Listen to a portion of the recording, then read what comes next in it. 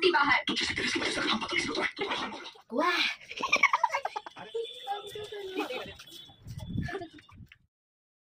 নমস্কার বন্ধুরা, welcome back to my channel. তোমরা সবাই কেমন আছো? আশা করি ভালো আছো, সুস্থ আছো। আমি খুব ভালো নেই, একটু শরীরটা খারাপ, যাতে সর্দি জ্বর একটু লাগছে। সর্দিটা বেশি চাপ দিয়েছে, তো দিদি সকালে উঠেই গরম জল করে দিয়েছে, দিয়ে ভিক্স দিয়ে দিয়েছে। আমি তার শ্যাকটা নিয়েছি ঘুম থেকে, এখনও বিছানা ছাড়িনি, তো ভাবটা নিয়েই বিছানার নিচে পা দেবো। এদিকে আমার গোপাল দেখছে মা কি করছে।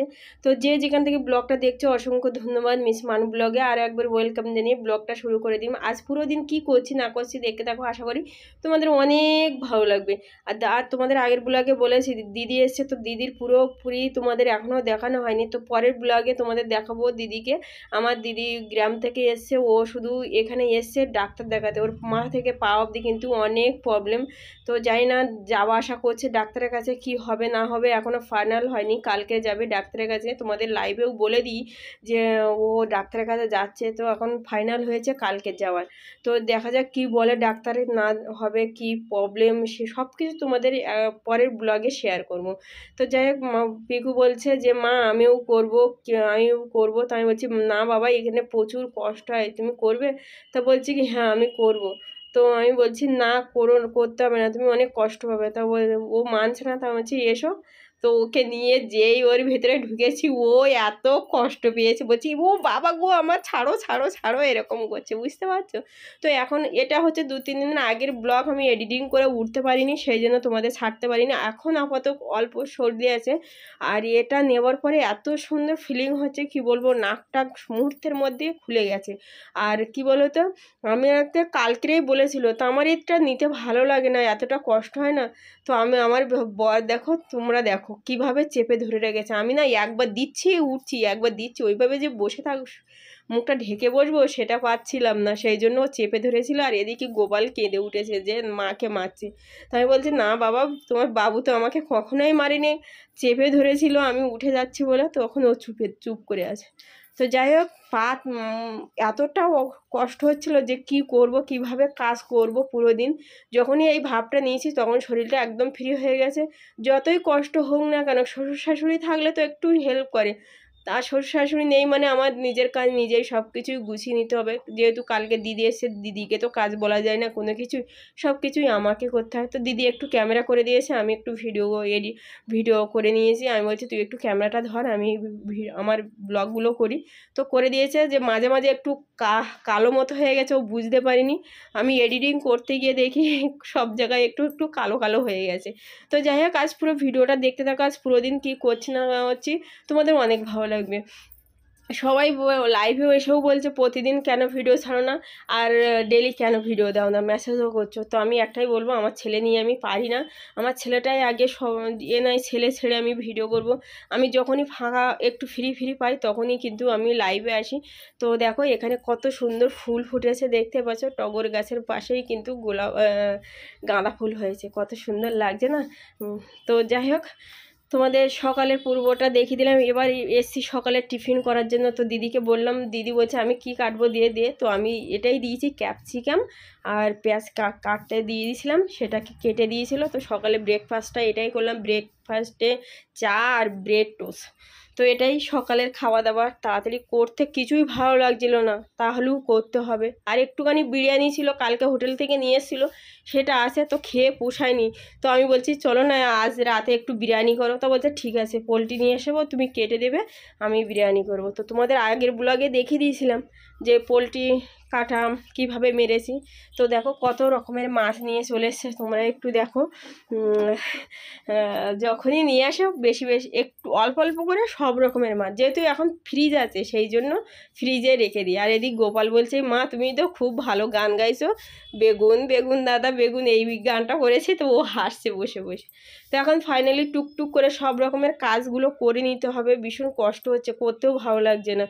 তো কি করব, দিদিও এসছে, আর আমাদের দিদি আসা বলে না, প্রতিদিনের কাজ এগুলো, মেয়েদের তো এগুলো সব রকম করতেই হবে। তো আজকের মেনুতে কি আসে জানো তো, ইলিশ মাছ দিয়ে বেগুন, আর কচুরলতি দিয়ে চিংড়ি মাছ, আর পেঁয়াজের কলি দিয়ে মাছের মাথা, আর ফুলকপির পাতা বাটা। তো কি মাছ নিয়েছে সেটাও তোমাদের সবজির ওপর দিয়ে বলে দিলাম, চিংড়ি মাছ, ইলিশ মাছ, আর লোটে মাছ আর পাঙাশ মাছ। তো লোটে মাছ আজকে খাওয়া হবে না, পাঙাশ মাছও খাওয়া হবে না, ইলিশ মাছ হবে, চিংড়ি মাছ হবে, আর পাঙাশ মাছ আর লোটে মাছের মাথা দিয়ে পেঁয়াজের কলি। এই হচ্ছে আজকে রান্না বান্না। আর সব কটাই কিন্তু আমি ফ্রিজে রেখে দেবো, প্রতিদিন অল্প অল্প করে বার করব আর খাবো। কি বলো তো, এখানে সব কিছুই কেনা, আর এত পরিমাণের দাম যে সব রকমের একসঙ্গে খাওয়াটাও অসম্ভব। আবার ছুটির দিনে না একটু তরকারি সব বেশি বেশি করি, কারণ কি বলো তো, প্রতিদিনই একটা তরকারি করে খেয়ে ছুট মানে ঠিকঠাক খেতেও পারে না বেচারা। তো সেই জন্য ভাবি ছুটির দিনে একটু কটা তরকারি করব। তো সেই জন্য করতে করতে অনেকটা দেরি হয়ে গেছে। তো পিকুর বাবু পিকুকে খাইয়ে দিচ্ছে, আর এদিকে আমার রান্নাবান্না কমপ্লিট। আমি ঘরটা মুছে স্নান করতে যাব। দিদিকে বলছি তুই একটু ভাত বেড়ে তোরা বসে পড় খেতে, আমি চান করে আসবো, এক্ষুনি এসে খেতে বসবো। তো সেই জন্য দিদিও একটু ক্যামেরা করে দিলে, আর এদিকে সব কিছুই রেডি করে নিয়েছি। আমার না কথা বলতে বলতে আমার এতগুলো রান্না করতে পারি, শুধু একটু আমার গুছিয়ে নিয়ে বসতে পারলে। আর আমার রান্না করতে খুব ভালো লাগে, আর কেউ যদি আসে তো এটা করব ওটা করব করতে করতে 7-8খানা রান্না আমার হয়ে যায়। তো ফাইনালি দিদিরা খেতে বসে গেছে সবাই। আমার তরকারিগুলো দেখে নাও, সব অল্প অল্প করেই করেছিলাম।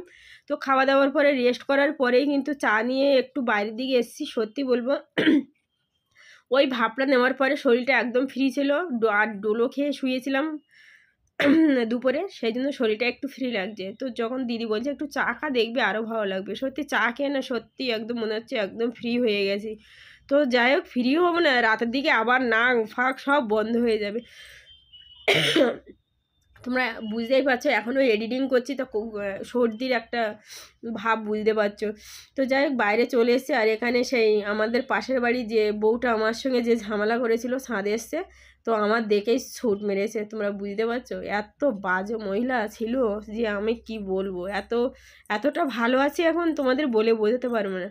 যখন ছিল এতটা পরিশান করে দিত, এত বাজে কথা বলতো আমাকে যে কি বলবো তোমাদের।